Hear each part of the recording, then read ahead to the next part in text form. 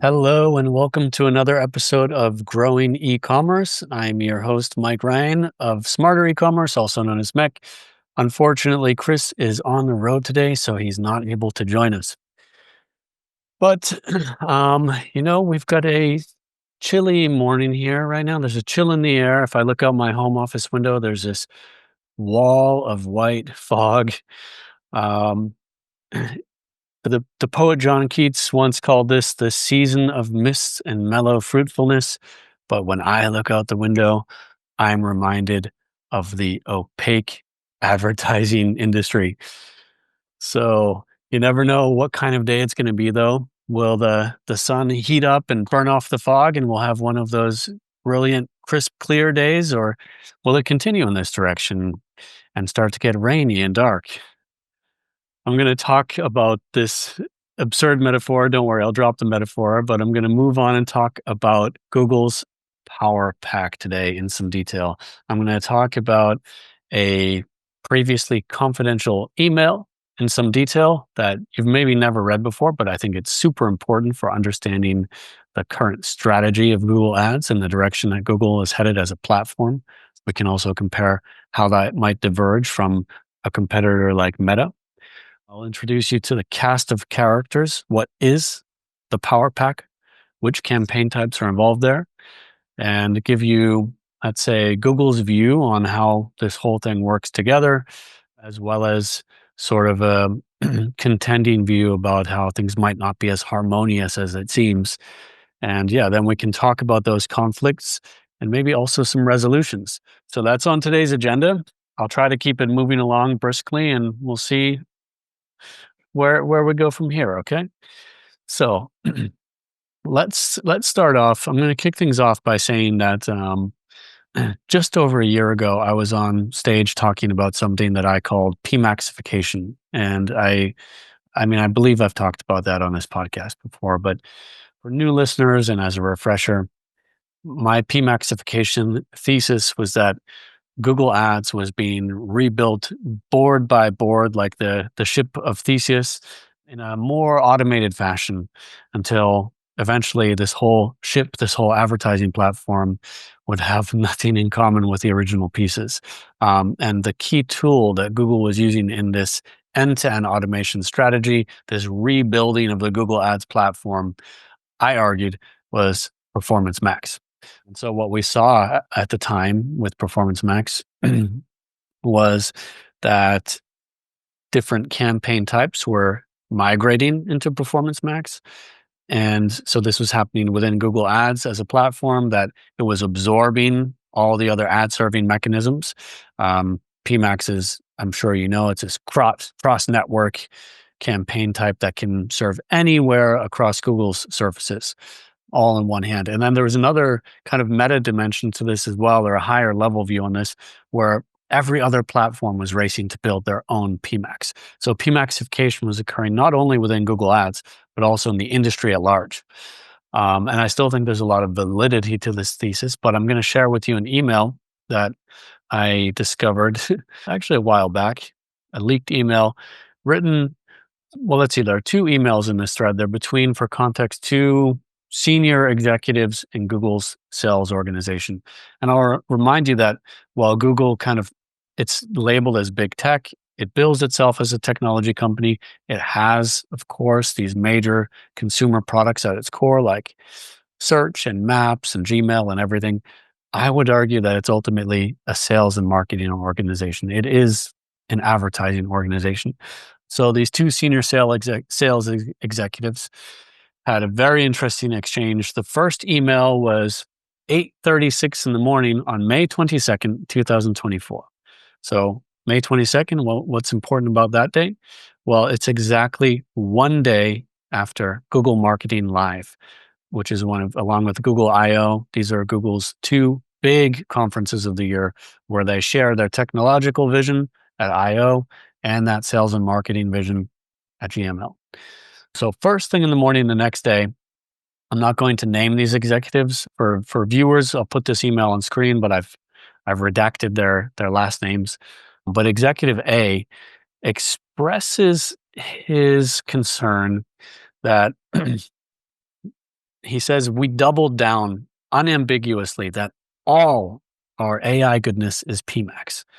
And this was concerning to him. He felt that the sales team, the general consensus among the sales team is that they don't believe demand gen is going to be a thing. So this was a newer campaign type for Google at the time. And he also said that anything that is not PMAX is structurally disadvantaged. So, I think this is very aligned with what I'm saying with PMAXification. If PMAXification is absorbing this and that, I don't think I'm the only person who had that impression on the market. And even within Google's sales team, they felt that there was this structural disadvantage. If you're not PMAX, you're nothing. PMAX is this, it serves everything else. Why do you need demand gen when PMAX is serving everything else? And Google was going all in, as he stated, on this messaging at Google Marketing Live just last year. Um, so, this is where it gets really interesting. It's the reply which came at end of business the following day from Executive B. And Executive B said that, yes, we're pushing PMAX super hard. But then he says that it's our previous strategy. He explicitly says pushing PMAX super hard was our previous strategy. And this to me was a big light bulb moment because, I was on stage in September of 2024 saying PMAXification, this is what's going on. But actually internally at Google, already back in May, they're saying that was their previous strategy. The question comes up, okay, if that was their old strategy, what's their new strategy? And that's what we'll be talking about in more detail as we go on. So Executive A had mentioned demand gen. That's going to be part of this. Executive B then goes on to talk about something that wasn't publicly known at the time. It was then called Search Max or PMAX for search. And we all got to learn about Search Max as a new technology went into beta more recently, and now it's going into general availability. But now this is a technology that we call AI Max for search.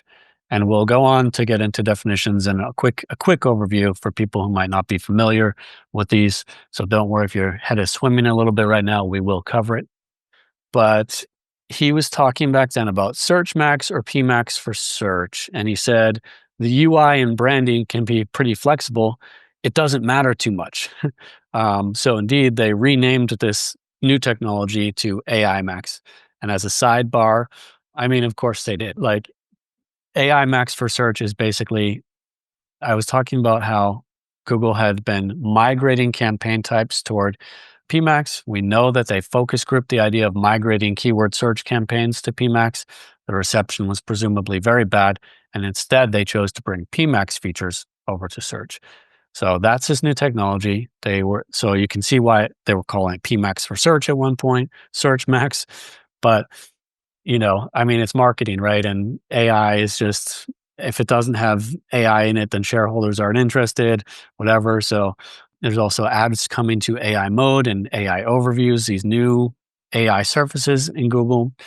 So they decided to call it AI Max for search. You got to love it. But I think we can't understate the importance of this email. This idea, just to recap, PMAX, going all in on that. That's the old strategy. And now we're going to take this broader approach. So we'll cover that with the PowerPack as we go on today. But yeah, I mean, what jumps out to me there is I've talked about it on this podcast before. I call it the Khrushchev thaw of PMAX. There was this very kind of Cold War relationship between advertisers and Google Ads, unhealthy relationship for both parties. And things started to change. Google took a different tone and they started opening up. And yeah, if we now move from some fall metaphor to start, let's jump into a Cold War spy metaphor. These emails are like, getting leaked diplomatic cables or encrypted comms from what was going on in the Kremlin at that time. And we find out that indeed this it's not imagined. So now it's funny because we've seen structural changes, like somewhat earlier we heard this idea about structural disadvantagement or structural disadvantages between campaign types, and like standard shopping campaigns have very clearly been structurally disadvantaged in the past PMAX had a default priority over this campaign type, and it squashed standard shopping campaigns. But already a year ago, that restriction got lifted. And, even more recently, we see that Google even has sales decks encouraging people to take hybrid approaches where they're running shopping campaigns and PMAX campaigns in parallel. And when we get to conflicts later on, we'll touch on this, but I think they realize that more is more. I think they realized that they were getting stuck at a certain point in their strategy with PMAX.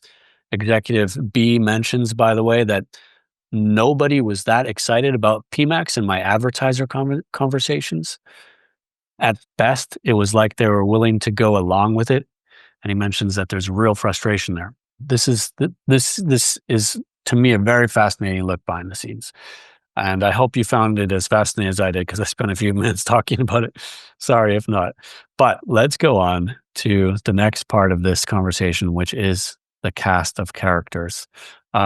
Back at Google Marketing Live last year, they talked about the power pair, which is Google's combination of back then of Performance Max and then standard search campaigns with broad match and smart bidding. This was their philosophy of a well-rounded Google Ads account. And you can understand that these YouTube sales executives and demand gen people trying to push that, anyone in display and video, that they're frustrated hearing that all you need is PMAX and search. So this year at Google Marketing Live, I think we've talked about it on this podcast before, but for new listeners and to get in more detail, they rolled out the PowerPack, which is a new combination, a holy trinity of Performance Max, Demand Gen, and AI Max for search that we were just talking about a second ago.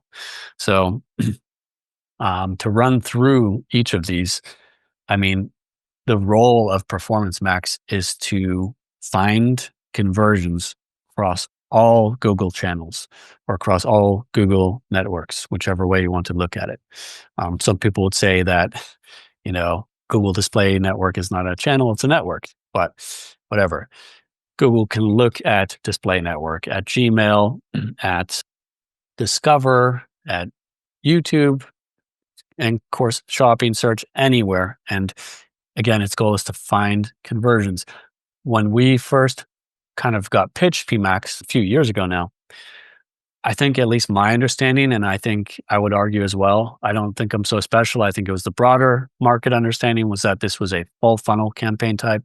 And it was very much like the right ad at the right moment. And that these things were kind of accumulating to conversions in sort of a multi-touch attribution way or a data-driven attribution way, if we look at it that way. But Google has more recently started talking about PMAX in different terms. They talk a lot about, instead of return on ad spend, marginal return on ad spend. And what that means, it's much more similar to the way we've understood meta advertising to work for a longer time now, which is that basically Google's always going to find the next cheapest conversion that it can find. And so it's not necessarily this, I think to me that comes across differently than this multi-touch full funnel thing. In fact, Google has been very clear that PMAX is not full funnel. It is bottom funnel only. It is in the purchasing phase is where it's really meant to operate. And it's just going to always try, if it's making that bid on a Gmail placement, it's because it estimates that's where the next cheapest conversion can be found. And if it's making that bid on feed-based ad inside of YouTube Shorts, it's because it thinks it can find the next cheapest conversion there. So I will say that PMAX has a relentless performance focus. It does well by the numbers in platform, but there's also plenty of low quality reach mixed in there. Spam inventory, you might call it. All you need to go is look at your placement reports for these campaign types, and you'll see YouTube placements that you're not thrilled about, display and search partner placements that you won't be thrilled about. And so there is a feeling that there's some fluff hidden in there. I think that's one of the biggest criticisms, like, could we not trim some fat on this campaign type? Maybe these things don't even accrue that many costs, but it's just bloat, in my opinion. So that's still my biggest standing criticism of PMAX is the traffic quality. Despite the fact that on average it works, I think that it could work on average better. That would be my contention. Um, Demand gen is also, this is a rather mature campaign type that's been around for a while. And the big kind of how I would describe demand gen. So Google calls it a mid-funnel campaign type, right? They've said that PMAX is bottom funnel. Demand gen is supposed to be mid-funnel, and it's the successor to Discover campaigns. People always, I think, liked the idea of Google Discover campaigns. They wanted this to work. And Discover is now not just exclusive to like in the Google app or on mobile, it's also on desktop. So Google has put some work into Discover ads and Discover, but it could never really scale. It wasn't quite there. And meanwhile, I think Google was quite eager to sell more YouTube ads. And they also had this burgeoning business in the form of YouTube Shorts that needed to be monetized. At first, it was a competitive answer to TikTok and their short form videos. But then it moved from defensive to, okay, let's start raking in the cash. And so where demand gen has landed is that they brought in a lot of YouTube, and they also brought in video action campaigns. So it's, by my estimates and when I look at the data, modern day demand gen campaign is about 2/3 YouTube, and then maybe a quarter of Discover. And then it's just a small amount of all these other things that are, because it's a cross network campaign. It can serve almost everywhere that PMAX can. So there's some Gmails in there, map ads, display network, etc.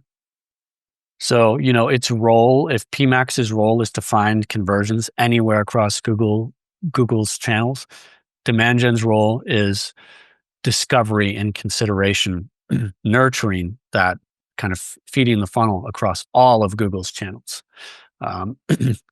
That's the core philosophy to it. So I like that it's very customizable. You can do channel targeting, which is not possible in PMAX. So you can then actually build like a YouTube Shorts only demand gen campaign or a Gmail only. It can build some very interesting campaign flavors or campaign types. So it's quite powerful in that regard.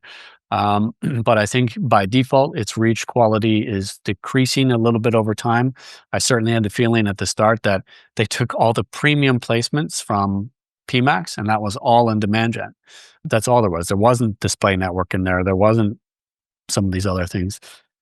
So, where I have this criticism of the traffic quality in PMAX, I felt that demand gen was the cream of the crop. But now, yeah, there's display network in the end, and yeah, we can get in an argument about if that's a good development or not. But then to introduce you to AI Max, this is the newest, the least mature technology. PMAX, when it rolled out, felt very half baked, very immature, and it's matured now. They've rectified that situation. Never bet against Google. It's always a moving target.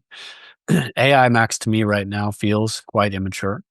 If we talk about PMAX's goal of finding conversion across all channels, demand gen's control of nurturing across all channels, the role of AI Max is very expansionary.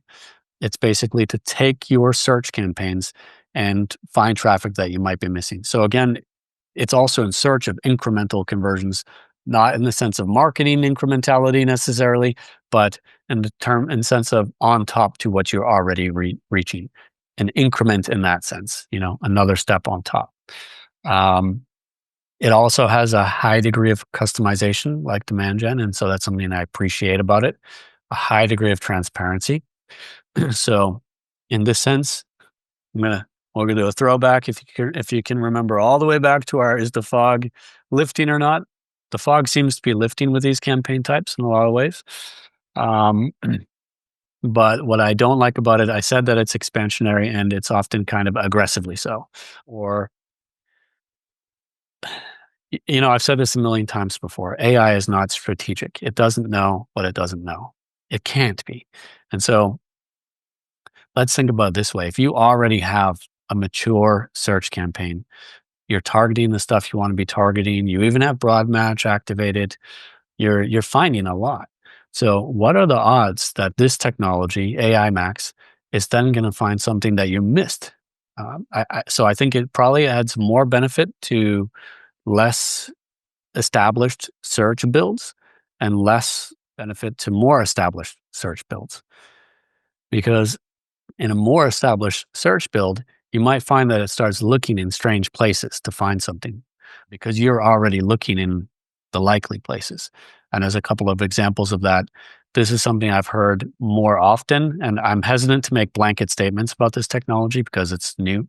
But I've heard more often that AI Max is bidding on competitor terms, and this can be okay or not. That is your strategy, but if you want to bid on a competitor, but you might want to control that and have, specific bidding and stuff like that in place.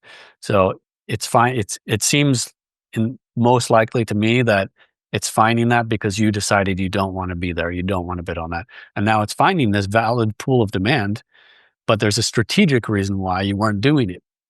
AI is not strategic. It doesn't know that. Similarly, I've seen it scale into search partner network in some cases, like massively, or at least it tries. It's getting a lot of impressions there. The intent is so low that not necessarily a lot of clicks or costs or conversions come back. Might also look on brand traffic, and again, like it just sometimes it's looking maybe a little too hard to find a solution or to find more traffic. This is what it's built to do, to be expansionary. But I guess the core message is that you need to put guardrails in place for that. And, we talked about that on a past episode, but I'm just adding the context for new listeners and people who haven't listened to that episode. So I'm going to tie this all together. I'll put a graphic on screen for people who are watching, but don't worry, I'll describe it if you're not. Imagine one of these classic marketing funnel diagrams.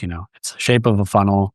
It's in slices. Usually there's awareness, consideration, purchase, whatever. It doesn't matter. So picture one of those in your mind, and then imagine at the bottom of that funnel, there's this kind of radiating circle, a circle down there at the bottom. Okay.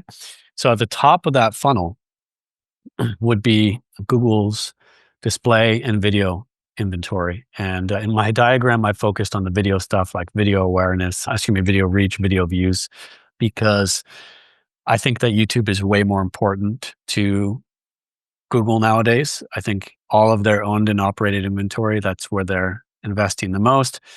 We know from disclosed statements that they've said, like from the DOJ and so forth, that they've said that they think the open web is dying. And I feel like display network has become this sideshow add-on in many cases. But so at the top of that funnel, we've got, video reach campaigns, video view campaigns, this upper funnel YouTube activity, display as well. And then there's the mid funnel where there's demand gen. And as we've said, they view this as mid funnel campaign type. And that's again, cross network. It's not just YouTube. It's a lot of YouTube, but not just. And then at the bottom of the funnel is PMAX, which again, cross network. Also has a lot of YouTube in it, by the way. There's just a lot of YouTube and Google ads nowadays.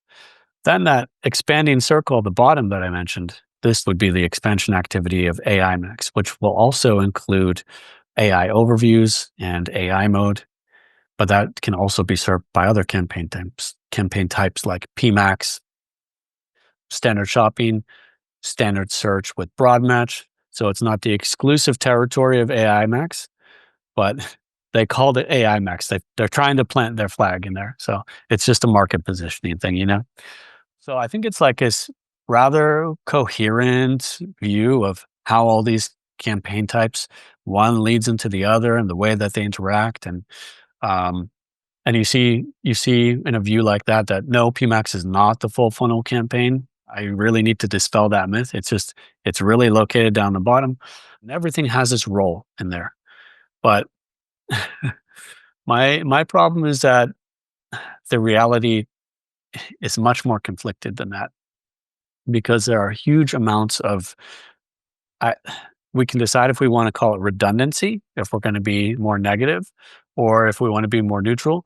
There's huge amounts of overlap in ad inventory, in technological features. And I'm a skeptic that this works in the way that Google imagines.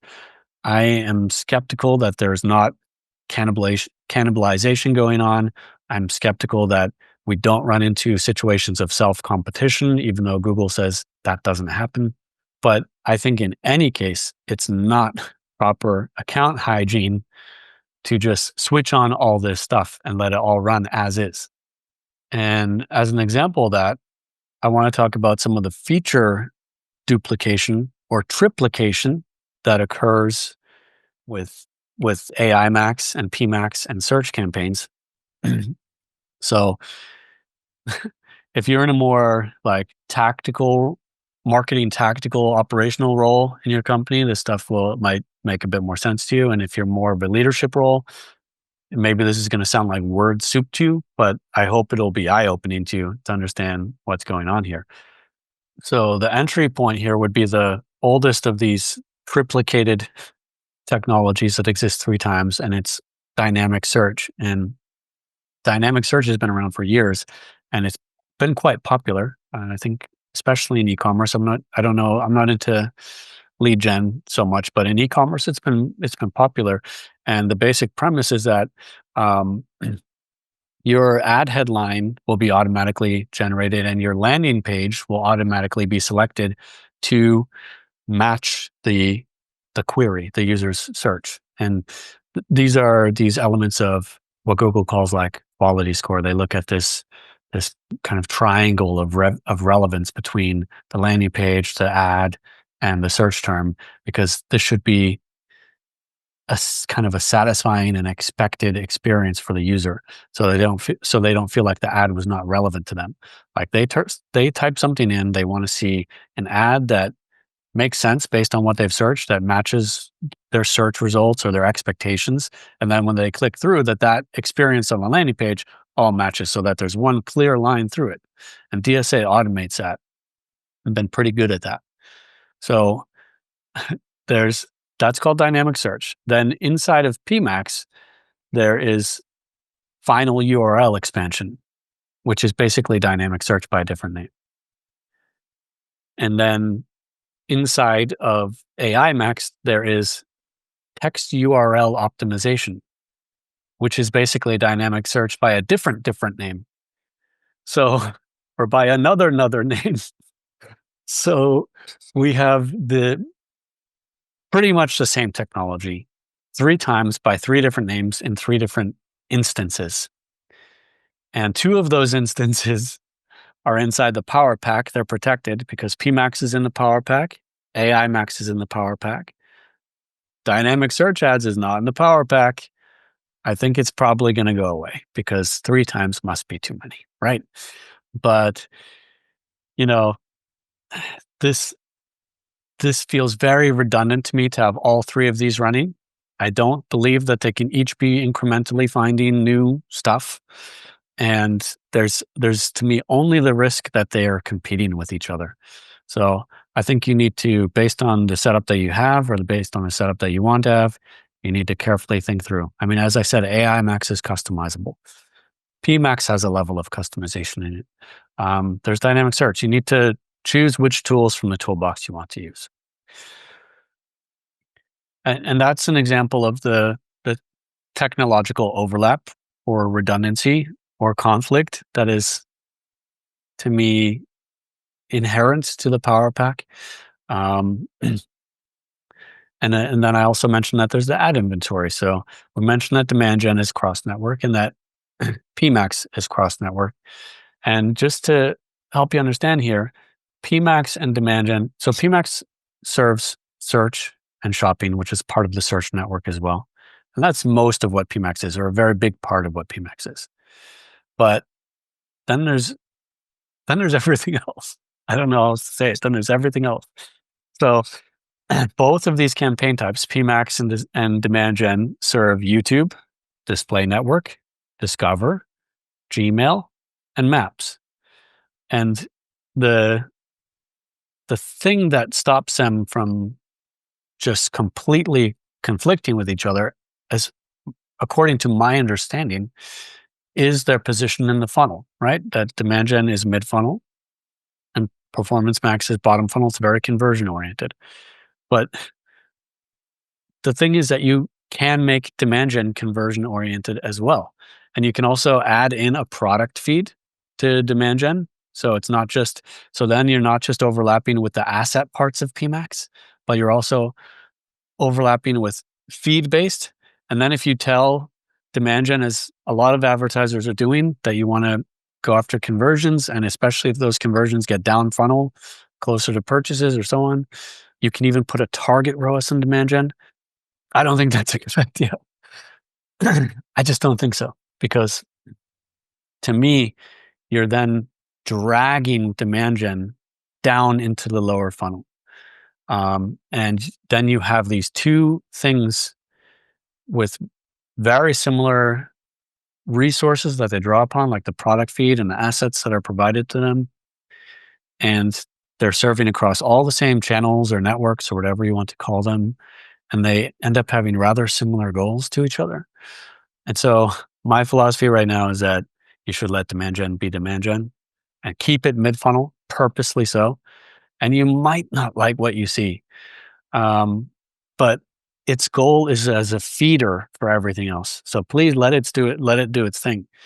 I think we can find other strategies here, like um, those long tail products that you have in PMAX that they're not getting a lot of traction because they don't have demand. Oh, we have a thing called demand gen. Like, what about that? What if we do product sourcing and feed some of these products that are sleepy upward to demand gen? A proposition of demand gen is that it should generate brand lift, it should generate search lift, and let's assume that that can also work at the product level. So this would be an example, like feed each other. Find ways, keep it more mid funnel. Find ways that they can support each other's goals instead of having the same goal. And it might be hard to measure. That's a fact, but I think that Google has added that conversion focus there because they really have positioned demand gen as a competitor against paid social advertising. And let's face it, they're talking about Meta ads here. And Meta is able to do both things. It's able to generate demand, and it's able to also generate conversions. And I think that's where they've opened this can of worms by making the comparison. And I think they lack the commitment, and also advertisers, we lack the commitment too sometimes to just let it do its thing and be what it is. So I have a whole flow chart for the managing the relationship between demand gen and PMAX, and I'll put that on screen. But I would just, I guess I just say you have channel selection in demand gen or channel targeting. So like maybe you can be smart about, like, if demand gen, if you don't, because you have your channel report in PMAX, maybe you can use demand gen to target the gaps in PMAX, or think about this intersection of product and channel. I think you can find these targeting strategies, and they are actionable to a certain extent, because I do think that the fog is lifting and we're getting more controls, more reporting in these campaign types. The Khrushchev, the fog lifting, whatever. I'm not good with metaphors. Just take it. I think there's one more thing I wanted to say about demand gen, but what the heck was it? Yeah, I don't remember. But I mean, I think we can wrap this up, like summarize everything, draw it all back together, and bring it to a close. I do think that PMAXification was and is a real trend in the industry at large, at Google specifically. But we know that Google has moved on to a new strategy. And that is, they found that they needed more tools to achieve what they wanted to achieve. In the end, it's pursuing the same agenda, which is end-to-end automation. But unlike, Meta, we've talked about this on the podcast before, Mark Zuckerberg has this very end-to-end automated view where there are no intermediaries really, in-house or external. It's just the tool runs itself and you look at the numbers and you're happy. But Google is going in a different direction. They're adding controls back in, they're adding transparency back in. And so I think that's the correct direction to go in. But we see that this view that they're presenting to us, they're giving us this trio of technology, and they have this concept for how this all fits together in a nice, clean funnel, and from awareness down to consideration, and then with his expansion layers built in.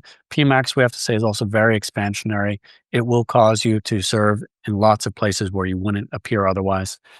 Demand gen, it's somehow like this funnel logic, but also everything's trying to expand as much as it can. But ultimately, I think when you think through what is happening, the way these campaigns interact, the features that are at hand, you'll find that it's not as simple as advertised, and that there's still a ways to go here. And I think that probably for a lot of listeners, that's okay. There's a job to be done here, and we might be glad about that. But I would also take it as just think critically about what Google's telling you here.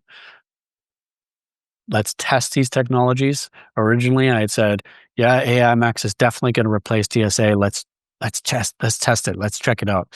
But it feels a little half cooked to me right now, and I think you don't need to rush to be a first adopter or an early mover or whatever. But let's just take things one step at a time, calmly, and think carefully about the role and interactions of everything that's going on in an account.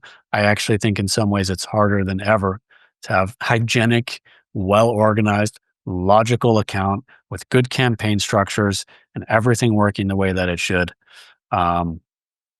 And yeah, I mean, if you want to learn more about that, reach out to me or to the company. It's something we can help you with. But I guess we'll leave it at that. So I think hopefully we'll be back together with Chris on the next episode. And I hope you enjoyed this. Hope it was informative and educational. If it was, please leave us a review or a rating, or recommend this episode or the podcast in general to friends, coworkers, whoever. We really appreciate it. This has been another episode of Growing E-commerce, brought to you by Smarter E-commerce, also known as SMEC. You can learn more at smarter-ecommerce.com. Thanks, and we'll see you next time.